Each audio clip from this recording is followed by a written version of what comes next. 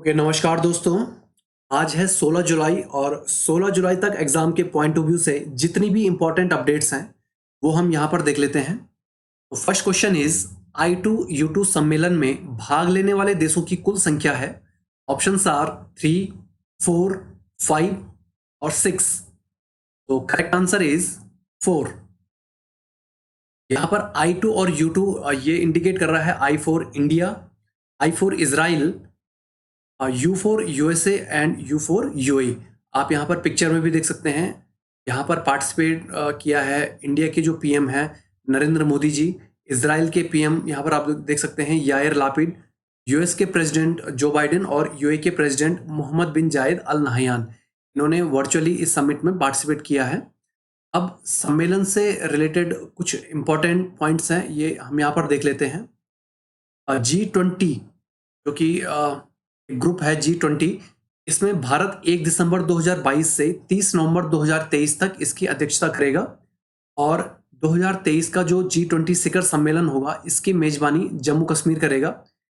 प्रधानमंत्री श्री नरेंद्र मोदी की अगुवाई में भारत ने 23-24 जून 2022 में 14वें ब्रिक्स सम्मेलन में भाग लिया। नेक्स्ट क्वेश्चन इज इनमें से किस भारतीय राज्य ने काशी यात्रा सब्सिडी स्कीम लॉन्च की है? Options are Uttar Pradesh, Bihar, Karnataka, Maharashtra.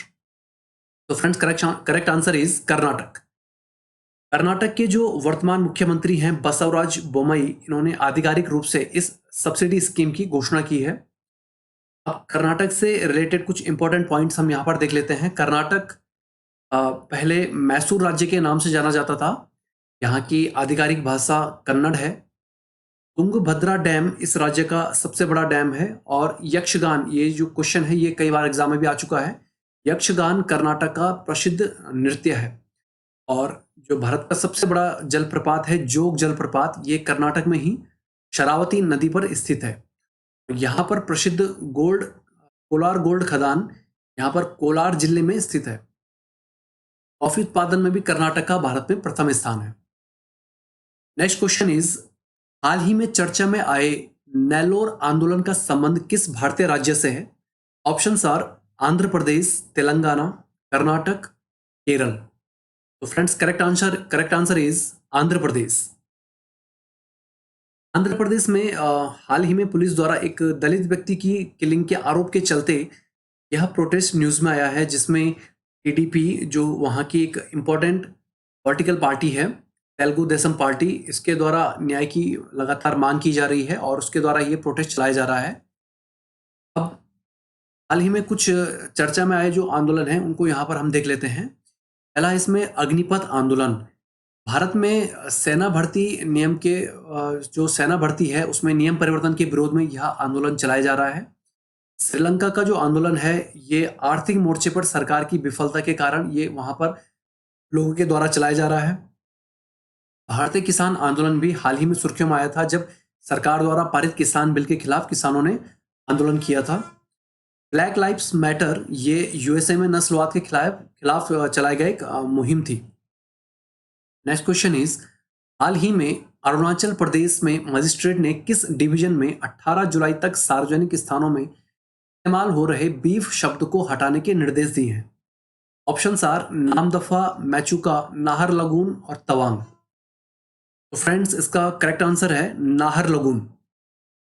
नाहरलगुन के जो एग्जीक्यूटिव मजिस्ट्रेट हैं उन्होंने हाल ही में एक ऑर्डर जारी किया है जिसमें इन्होंने सभी डिवीजन के अंतर्गत जितने भी होटल और रेस्टोरेंट है वहां पर 18 जुलाई तक सभी साइन बोर्ड से ये जो वर्ड है बीफ वर्ड इसको हटाने के निर्देश दिए हैं। आपको बताते चले कि ये जो नाहरलगुन है ये राजधानी ईटानगर से लगभग 13 किलोमीटर की दूरी पर है जहां पर बीफ कंजप्शन बैंड है। अब अरुणाचल प्रदेश से रिलेटेड कुछ इंपॉर्टेंट पॉइंट्स हम यहाँ पर देख लेते हैं। अरुणाचल प्रदेश को उगते सूरज की भूमि भी कहा जाता है। इसका पुराना नाम नेफा है। नेफा यानी कि नॉर्थ ईस्ट फ्रंटियर एजेंसी। यहाँ की आधिकारिक भाषा अंग्रेजी है।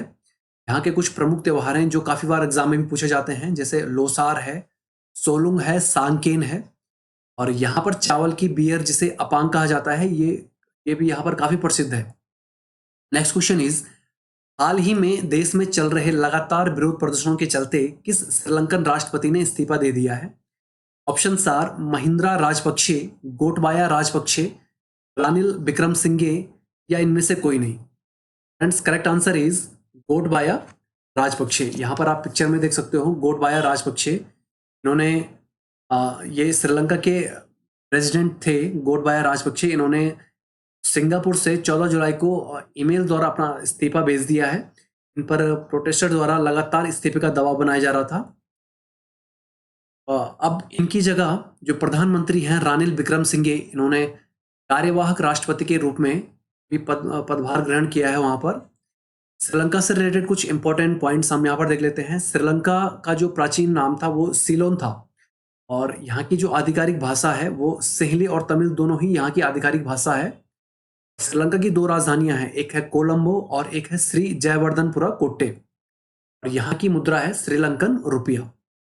नेक्स्ट क्वेश्चन इज, इनमें से भारतीय मूल के ब्रिटिश राजनेता कौन है जिन्होंने हाल ही में ब्रिटिश प्रधानमंत्री पद की दावेदारी पेश की है? ऑप्शंस आर आमिर भाटिया, कुमार भट्टाचार्य, वरुण भाटिया या ऋषि सुनक। तो फ्रेंड्स करेक्ट आंसर है ऋषि सुनक। ऋषि सुनक आप यहां पर देख सकते हैं, ये इंडियन ओरिजिन ब्रिटिश लीडर हैं जो कंजर्वेटिव पार्टी से संबंध रखते हैं और इससे पहले ये वहां पर फाइनेंस मिनिस्टर भी रह चुके हैं। ये भारत में इन्फोसिस के को फाउंडर नारायण मूर्ति के सन इन लॉ है। कंजर्वेटिव पार्टी के ही बोरिस जॉनसन जो इससे पहले वहां पर प्रधानमंत्री थे, इनके इस्तीफे के बाद इन्होंने अपनी दावेदारी वहां पर पेश की है। ब्रिटेन से रिलेटेड कुछ इंपॉर्टेंट पॉइंट्स हम यहाँ पर देख लेते हैं। ब्रिटेन की राजधानी लंदन है, यहाँ की आधिकारिक भाषा अंग्रेजी है और यहाँ की मुद्रा है pound sterling.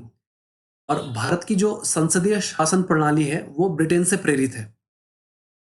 Next question is, 94 year की भगवानी देवी ने किस देश में आयोजित विश्व मास्टर्स एथलेटिक्स मीट में स्वर्ण पदक जीता है? Options are Spain, Poland, France, Finland. तो फ्रेंड्स इसका करेक्ट आंसर है फिनलैंड। यहाँ पर आप पिक्चर में देख सकते हो भवानी देवी, ये IGI एयरपोर्ट दिल्ली की ये फोटो है जब इन्होंने ये पदक जीता है और ये विक्ट्री साइन यहाँ पर दिखाती हुई इन्होंने भगवानी देवी ने सीनियर सिटीजन कैटेगरी में 100 मीटर की दौड़ में गोल्ड मेडल हासिल किया है। इन्होंने इस दौड़ को पूरा करने में 24.74 सेकंड्स का टोटल समय लिया और ये बेसिकली हरियाणा से हैं और हमें पता है कि हरियाणा ने हमें काफ़ी मेडल दिलवाए हैं। वहाँ के खिलाड़ियों का जो प्रभाव है वो विश्व जगत में देखा गया है। जैसे हरियाणा के ही कुछ खिलाड़ी यहाँ पर देख सकते हैं हम, यहाँ पर ओलंपिक पदक विजेता खिलाड़ी, इसमें रवि दहिया हैं, योगेश्वर दत्त हैं, साक्षी मलिक हैं, बजरंग पुनिया हैं। इन्होंने कुश्ती में भारत को मेडल दिलाया है। साइना नेहवाल हैं, ये भी हरियाणा से बिलोंग करती हैं, इन्होंने बैडमिंटन में भारत को पदक दिलाया है। नीरज चोपड़ा है, ये हाल ही में सुर्खियों में आए थे, इन्होंने टोक्यो ओलंपिक में भारत को भाला फेंक में गोल्ड मेडल दिलाया है। यहाँ पे विजेंदर सिंह है, इन्होंने बॉक्सिंग में भारत को मेडल दिलाया है। सो कुछ यहाँ पर इंपॉर्टेंट वन लाइनर्स देख लेते हैं।